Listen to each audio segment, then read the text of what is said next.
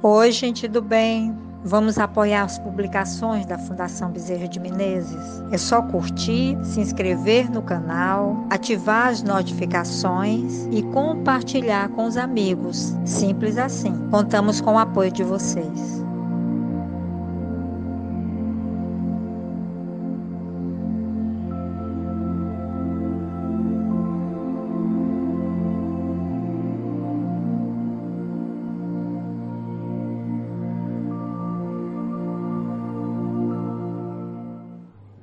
Bom dia, vamos agradecer a Deus essa chuva bonita que lava a alma, como dizia o povo. E hoje estudar, pedindo sempre a ajuda dos bons espíritos de Deus Pai, do nosso anjo guardião, o guia espiritual e de todos os amigos que velam por nós desde outro plano. Vamos pedir que nos ajudem a pensar um pouco no Cristo em nossas vidas. Hoje a gente estuda Não Coloqueis a Candeia sob o Alqueire. Jesus dizia, não se acende uma candeia, quer dizer, alguma coisa que alumia, não é que ilumina. Não se acende uma candeia para colocá-la sob o alqueire, quer dizer, como se fosse num móvel onde ninguém a vê.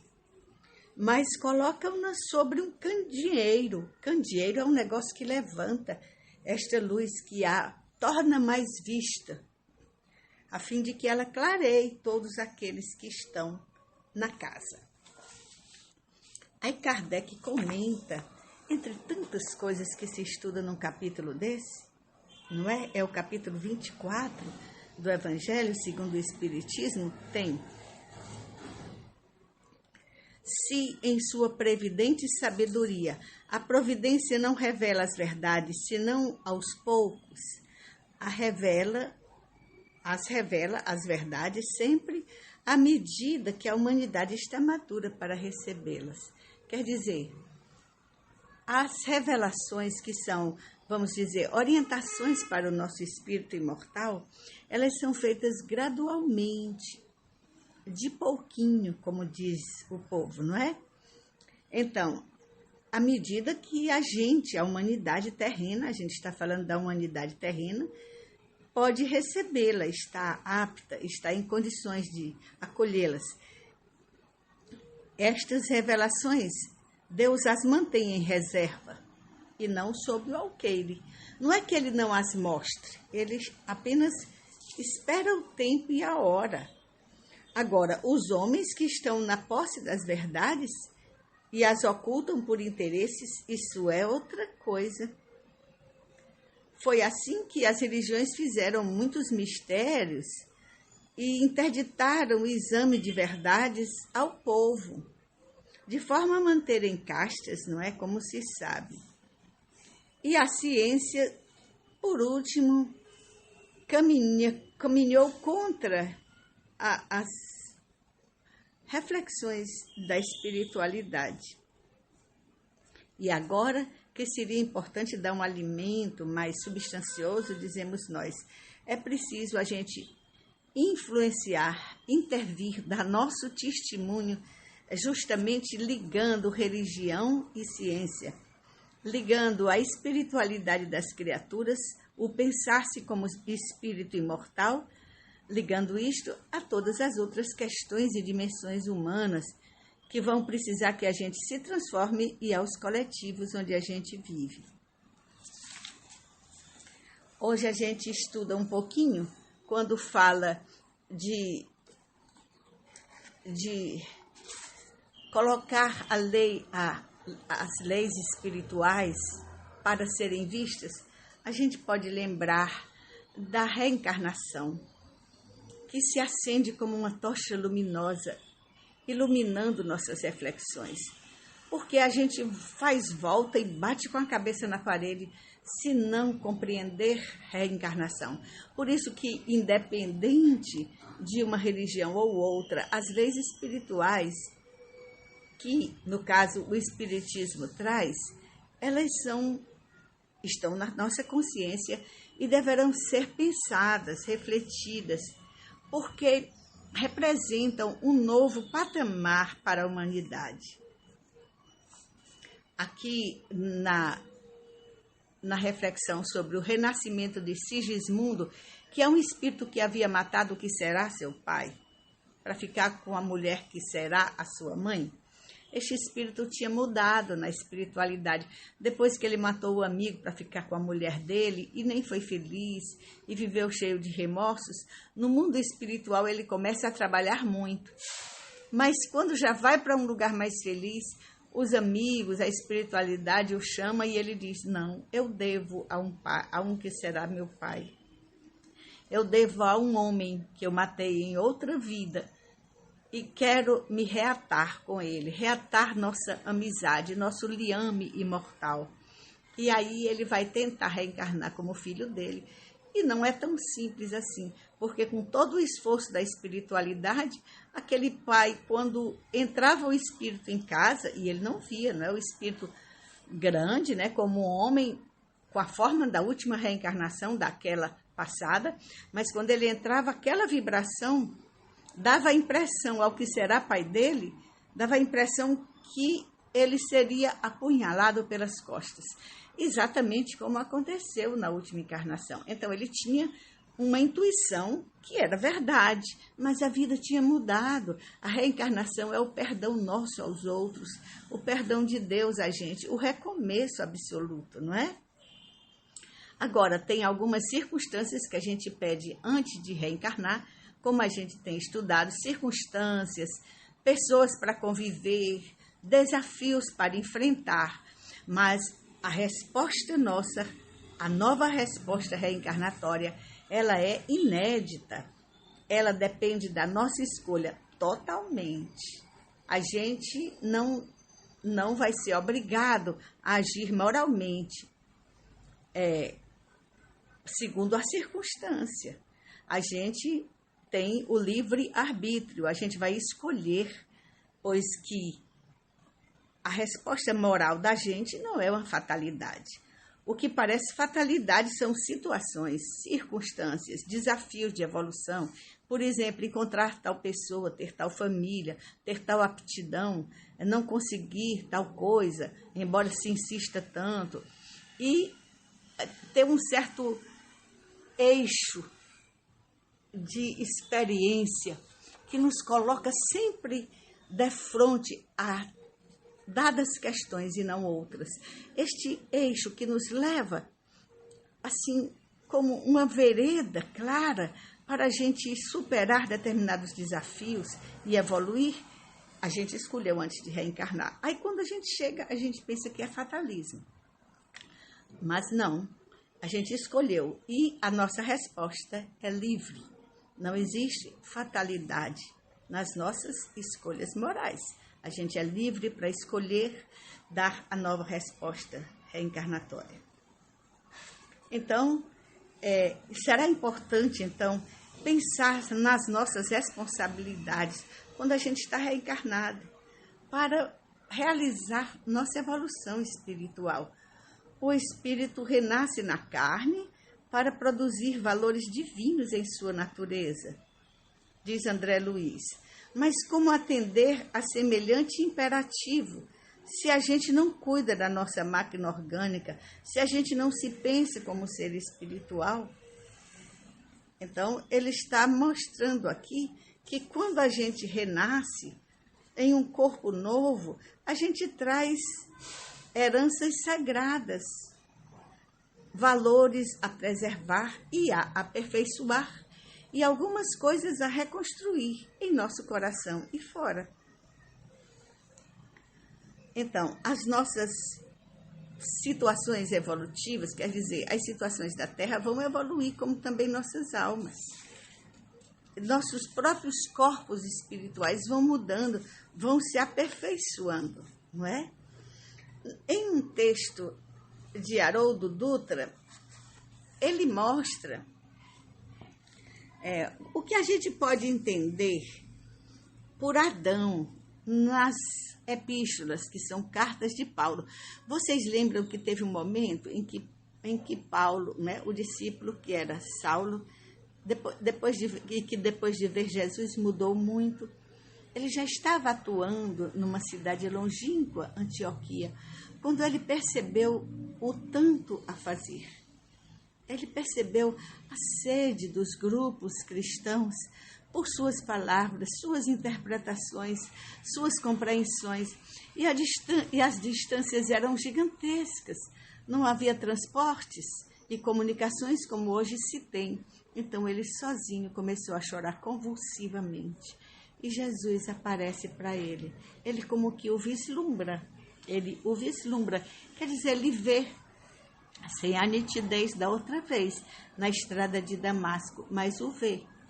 E Jesus disse que ele usasse os poderes do Espírito para resolver estes problemas. Da distância, de como chegar a todos. E ele não entendeu. Aí Jesus disse que doravante ia mandar Estevão ser o médium do que ele dizia para Paulo. Então, assim foi. E as epístolas ou cartas, a palavra epístola quer dizer carta, ela vem daí. As cartas, as epístolas vêm daí. Deste momento em que ele vai tentar fazer mais com os poderes do Espírito, segundo Jesus orientara. Aí, então, ele interpreta, estou aqui de frente a um livro novo, de Haroldo Dutra, chamado As Cartas de Paulo, interpretadas e comentadas. E tem uma história aqui sobre a ideia do que é Adão nas cartas. Adamar significa que aquele que veio do barro. Barro significando o vermelho do sangue, da condição humana, o barro da terra. Seria um símbolo de um homem moralmente imperfeito, que vem a um corpo biológico passível de experienciar a carne para purificar o seu raciocínio, seu sentimento e o seu senso moral. Adão, então, seria não um indivíduo, mas uma espécie, assim ele diz. É como se fosse assim, um estágio da evolução do ser humano, não é? Porque o ser humano passará a um estágio divino, não é? Humano, mas divino, mas agora ainda é muito imperfeito. E é este estágio que Adão representa. Então, ele diz que Adão não simboliza apenas os que vieram de Capela, não é?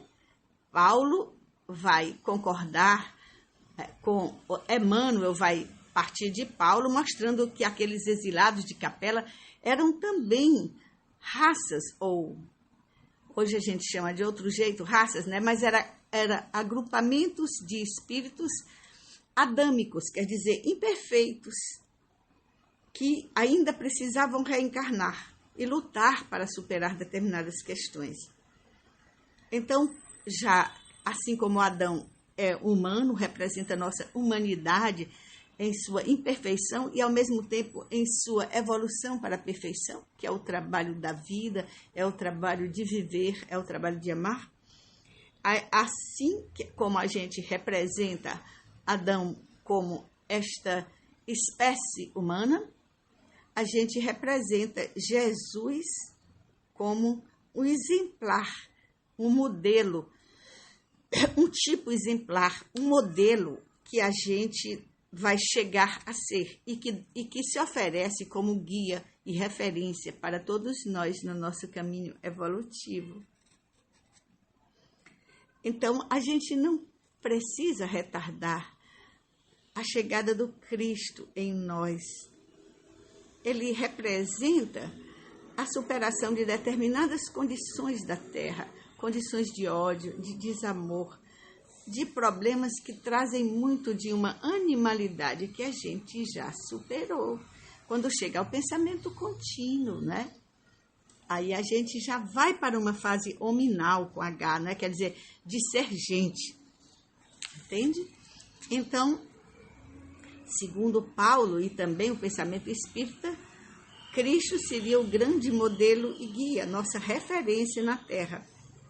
E quando se fala Adão, se quer referir à condição da terra, a condição chamada do barro, né, do chão da terra, com suas condicionantes da espécie, com suas condicionantes evolutivas, com vamos dizer, esta marca da imperfeição tão forte, não é?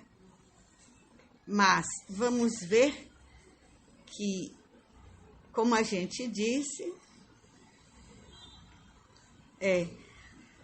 todas as referências do Cristo, elas nos apontam a nossa partida para considerarmos-nos um ser espiritual que aprende.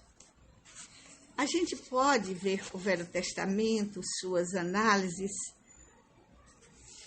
até os seus tipos humanos, alguns com muitos ódios, fazedores de guerras, outros sábios, outros com uma cultura, vamos dizer, que foi destilada da experiência de povos e povos antigos, sobretudo a deles próprios, os judeus, e vamos ver que todas essas aprendizagens são válidas, mas é importante ver que Jesus, ele vem ante estas referências, que são sabedorias, de uma forma diferente, como um tipo de perfeição espiritual a qual nós nos destinamos chegar, né?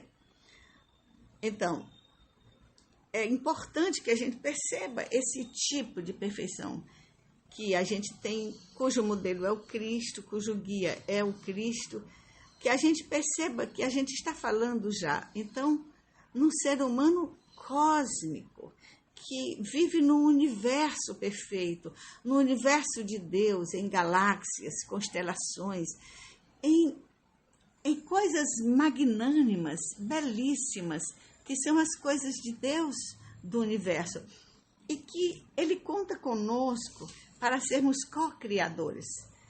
Co-criadores em plano menor, como diz André Luiz. Quer dizer, o nosso pensamento cria realidades.